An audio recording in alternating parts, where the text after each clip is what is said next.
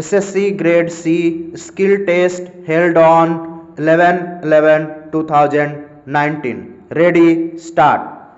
I am happy that 1.5 years after the first agriculture summit, we are meeting again to review the status of implementation of policies necessary for the development of our agriculture sector.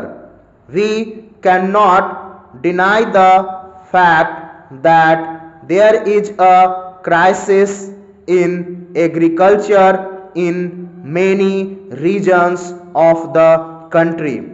In many parts of the country, agriculture is being carried out in adverse conditions.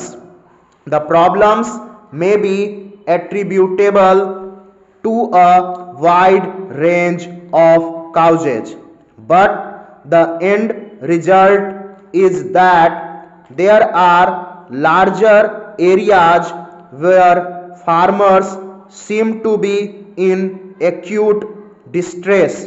It is also a fact that in many other parts, agriculture is seeing a major transformation for the better, and the farmers in these parts are reaping the benefits of technology, irrigation, etc.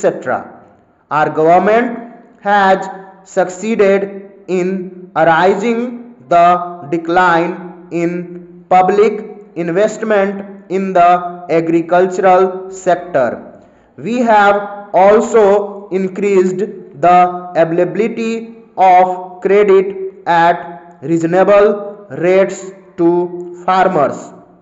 Short-term crop loans are now available at normal rate of interest, for which we are providing subsidized refinance from governmental institutions.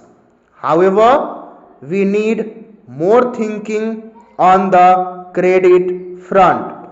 While the financial system should do more for the credit needs of farmers, we need to raise some questions.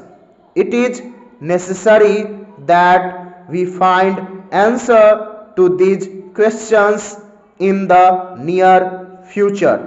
Last year, I had sought suggestions on measures to improve the institutional framework for providing long-term capital for investment in agriculture. I am afraid that we have not made much progress in this region. I request you to apply your collective minds to this again. To overcome the situation of agricultural distress, a package has been put in place for some districts in Maharashtra, Andhra Pradesh, Karnataka and Kerala. An expert group has also been set up to look into the problems of agricultural indebtedness in its totality and suggest measures for providing relief to farmers across the country. We are setting up the National Rain-Fed Area Authority to promote knowledge-based interventions covering all aspects of agriculture in retained areas.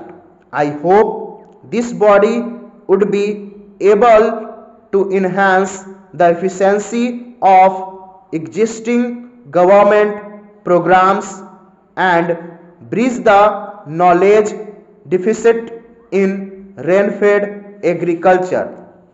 While we have attempted to bring about a qualitative improvement in agricultural research and extension system.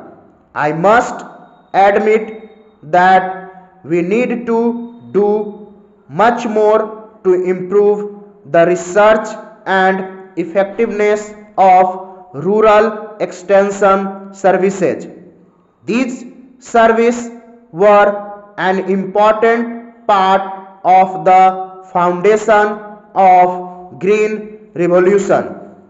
We need greater application of technology, improve farming of many crops, particularly in dryland areas.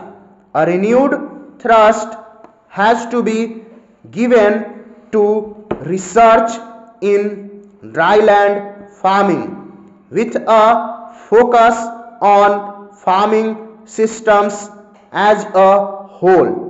What is needed is a sustained effort spread over a few years so that small farmers can be pulled out of their marginal existence while advanced farmers are propelled to the global platform. This is the real challenge for agriculture in the next decade. We are committed to ensuring that our farmers have access to adequate and affordable credit. Many steps have been taken in this direction. We have initiated programs and projects to provide adequate and affordable infrastructure in rural areas. We are investing in irrigation and rural drinking water to meet the water needs of our farmers and rural households. We are improving the functioning of agricultural markets so that the farmers can earn additional income.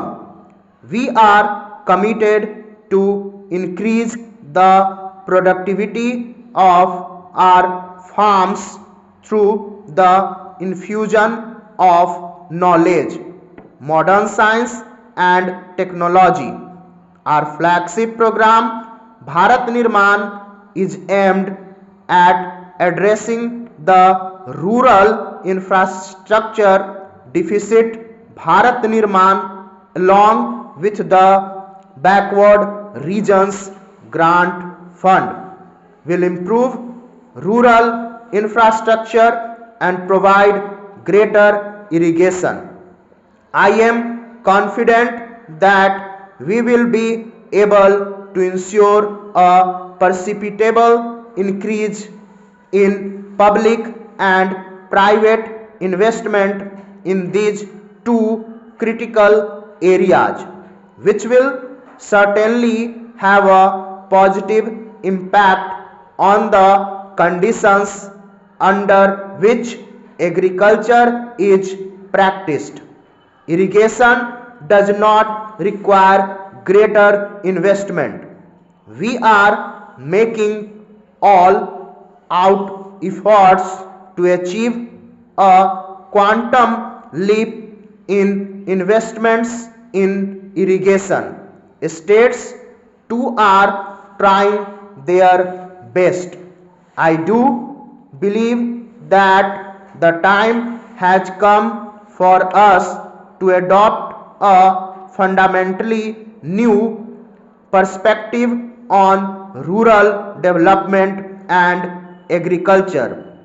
This perspective must recognize the need for ending the rural urban divide in each of the deficits I have mentioned. While a large number of people will continue to migrate from rural areas to urban areas, and while urbanization will continue, our rural economy must retain its people and ensure a remunerative livelihood from them. A balanced development of urban and rural economies is vital for sustainable development and social and political stability. Another important challenge before us is to increase the real income of farmers. As leaders of industry, you should be more aware of this need than most. You know very well that there is a strong correlation between agrarian prosperity and demand for manufactured goods and modern services across the country. One aspect of such development will be improved returns to investment for farmers. Thus, we cannot grudge the farming community. We need to recognize that they need better returns for their efforts. This may hurt the middle class to a small extent, but it benefits the farmer. We need a balanced approach where we provide for the food security of the poorest sections without compromising the returns to farmers, while the government will do whatever is necessary to keep prices under check and ensure moderate rates of inflation. We cannot sacrifice the interests of the farming community. Our strategy for agricultural development must be based on improving the real incomes and the quality of life of the farming community. So far, our approach to rural development and agriculture has been incremental. We have only tried to do more and do things better. We have not sought a paradigm shift in agrarian policy and agrarian development. I sincerely hope that in future we can strike out afresh in agriculture, seeking new pathways for rural prosperity. Stop.